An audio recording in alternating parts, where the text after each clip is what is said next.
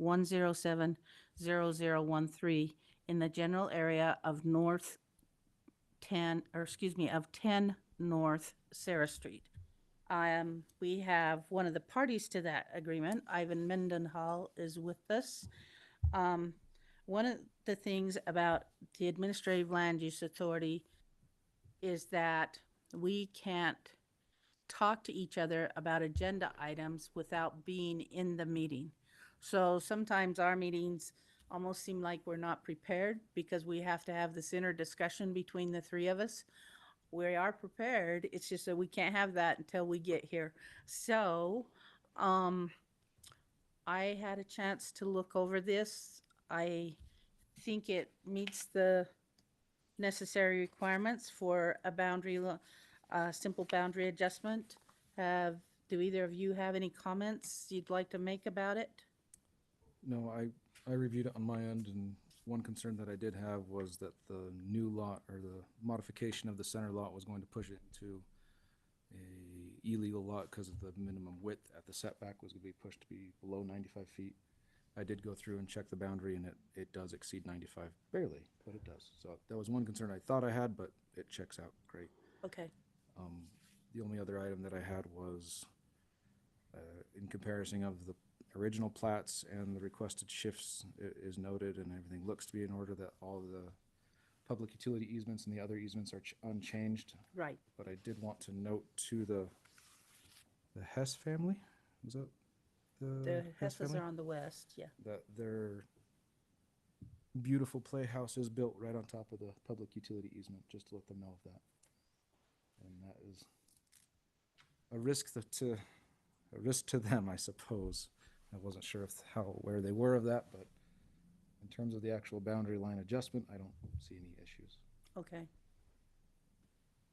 I didn't really have anything um, to add to what Steve just said. That structure was always a little alarming when we try to protect those easements for utilities and such. But for this instance, for what it is and when it was, um, protecting that particular easement is a little difficult. And luckily, there's not an existing utility that I'm aware of that structure is put on top of, but now there definitely won't be, and that's hence the protecting of those easements makes it really difficult for utility companies to do their thing when you put structures in those easements. So I'd just like to make note that protecting those easements is actually quite important. So let's do what we can to do that from now on.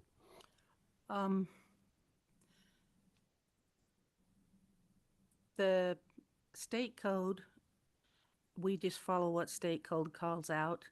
And state code says in Utah Code Title 10, Chapter 20, Item 906, it says a land use authority shall consent to a proposed simple boundary adjustment if the land use authority verifies that the proposed simple boundary adjustment meets the requirements of subsection 2, which it has to include a conveyance document that complies and describes all lots or parcels affected by the proposed boundary adjustment, which they provided.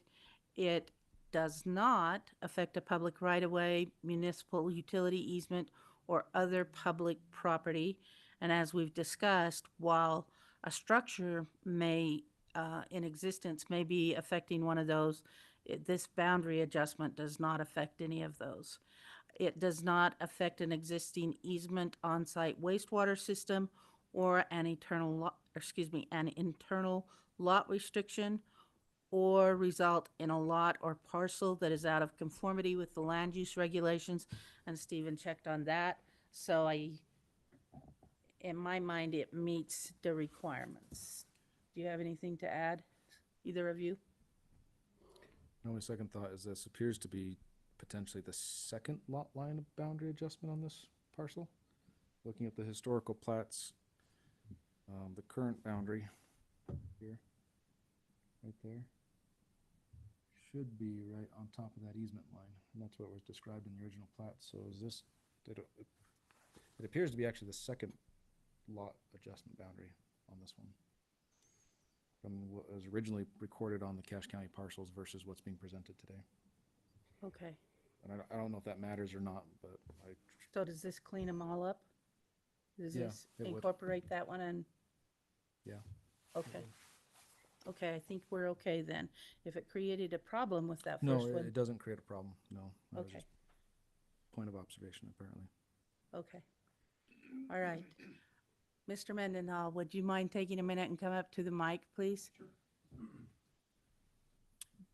Do you have any questions, concerns, anything you want to add to our discussion? I don't. I think if it meets all the requirements as you've stated, that let's go ahead and do it. Okay, all right. Does anybody else have anything on staff? Okay, that being said, I would entertain a motion to approve the simple boundary adjustment for the parcels 03107, 0016, 03107, 0314, and 03107, 0013. Okay, I'll make that motion. I'll second it. Okay, motion by Rob Stapley, second by Stephen Wood. All in favor? Aye. Aye. Aye. Any opposed? Okay, the motion carries. I will hurry and sign this, and then you can be on your way.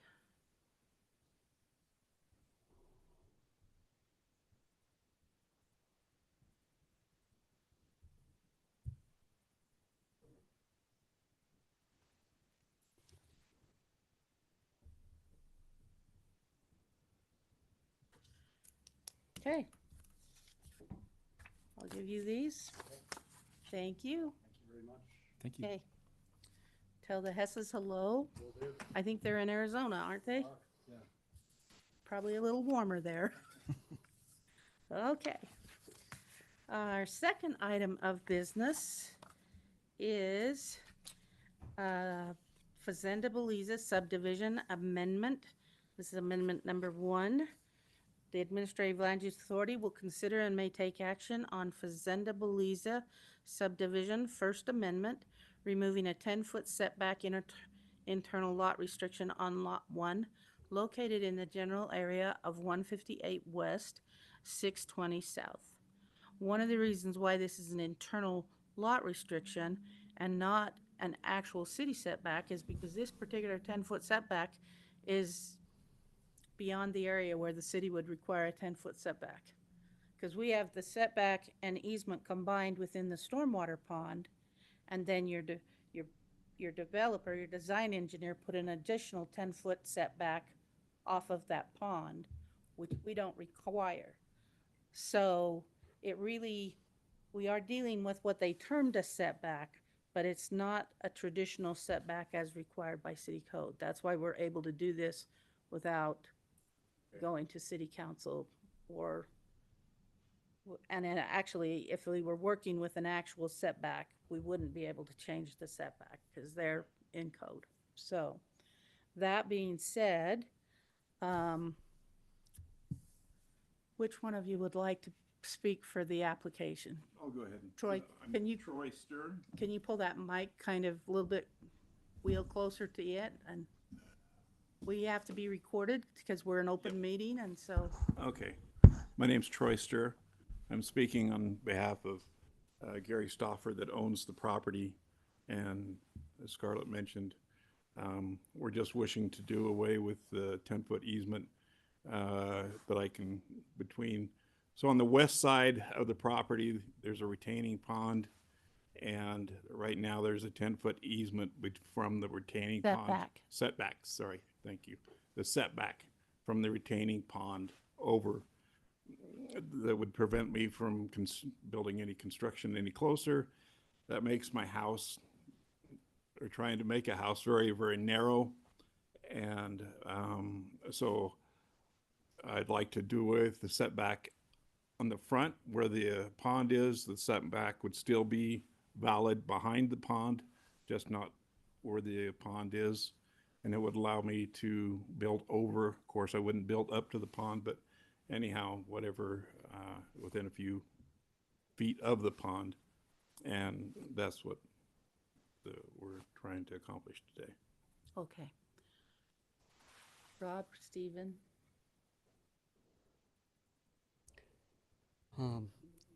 It all makes sense. I just run into that same similar statement that we had with the last one that we just had when it comes to protecting that easement. There's a lot of people that want to make changes or put things that change the capacities or functionality of a pond, and we need to protect that pond's capacities and functionality for indefinite reasons, and following those maintenance guidelines to make sure it functions indefinitely. I would assume that you're aware of your responsibilities towards that Yep. aspect of things, but Yep. um, I've been moving made your aware. home closer to it, generally there is kind of a buffer there, or an ability to maintain that pond without, structures or anything really that could impede the ability to maintain that pond. So just always keep that in mind as you're making changes to the property. Yep. Sir. I don't have anything to add other than, yeah, just exactly what Rob said. It's not very often we get to speak to the actual homeowner that gets to own these ponds in the end of the day, and so just, you get to hear our soapbox of please maintain those. Yep. So, Yep. like you No, said, I have no desire to change the pond at all. I understand your concern about, taking proper care of it, and I'm just responsible for it. And I've been made aware of all that. At Okay. one point, you had plans to maybe alter it, but those are wayside, and Yep. you've got your Yep. house the way you want now, Yep. leaving it, just changing the setback Correct. scenario. That's correct. The one thing, I did not have Colton read a staff report on the first one, so Colton, will you come up and read the staff report on this one? Yeah. I didn't know if you still wanted me to or not. So this is just staff report for our land use meeting today. Applicant is requesting approval to change the setbacks like that have been stated for lot 1 at 620 South, 158 West. And it's an amended subdivision plat, of course. Applicant was Troy Strutter, and application originally was received on January 26, 2026. It contained the Providence City final / amended subdivision plat application. It's proposed amendments to final plat, petition to amend a subdivision, and then like we've stated already, petition seeks to change the setbacks for lot 1. And Aaron Walker, the deputy fire marshal and fire inspector, reviewed the site, and he sent his response email dated January 26, 2026. Findings and fact: following regulations requirement to be considered: Utah Code, Title 10, Chapter 9A, Part 6. Under subdivisions, gives the legislative body of a municipality the authority to enact ordinances requiring that a subdivision plat comply with the provisions of the municipality's ordinances and the provisions of Part 6. Providence City Code 2-4-1 establishes the administrative land use authority as a land use authority for all subdivisions. And Providence City Code 10-8-1 area regulations establishes setbacks for different zones in Providence City. Conclusions of law: Providence City has enacted ordinances requiring that a subdivision plat comply with the provisions of the municipality's ordinances and the provisions of the Utah Code, Title 10, Chapter 9A, Section 6. Proposed final plat is consistent with the general plan and development in the surrounding areas, which it is. And this amendment doesn't affect fire department requirements. And then conditions: applicant will continue to meet all relevant federal, state, county, and Providence City rules, laws, codes, and ordinances, as well as any additional conditions the administrative land use authority may require. Also, approval by the city of any application or paperwork submitted does not alleviate the owners and or their agents from their responsibility to understand and conform to local, state, and federal laws. Providence City's approval is not intended to and cannot be construed to allow any laws to be violated. Do you have any questions about any of that? Okay. Understand it, so I can't. If Was that in English, Carl? Yeah, exactly. it really was in English, and it could have had a few more legalese in it if Colton would have wanted to, but he tried to summarize it. So, one of the things that will have to happen before all is said and done is when if we approve this, then there will have to be a Mylar, which is that filmy paper that they put subdivision plats on so that it can be recorded. So the one that that you gave to us, the paper copy, unless either of these gentlemen have corrections to make on that,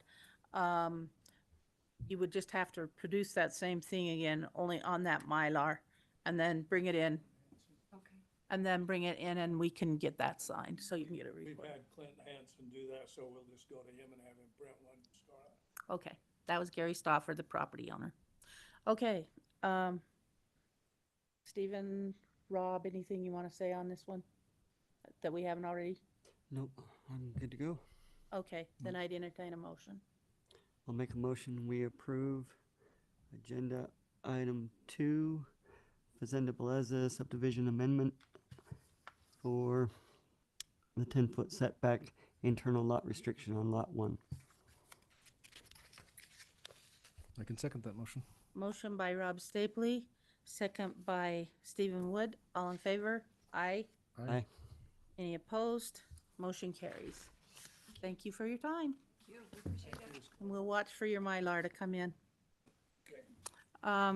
And you'll have to get those same signatures like you did before on the original subdivision, so. And then we'll finish getting the city signatures on it. Yeah, okay, Alrighty, it's just a redo for that. Yeah. We missed that because our engineer got deployed to Poland for a year while we were trying to do all this. So the communication was a little off and we should have this in the beginning, but anyway, thank you. okay, Okay, have a good rest sounds of your good. day. Thanks. Oh, sorry. Thank you. I do have a couple of things. They're not necessarily business items, but they're more scheduling.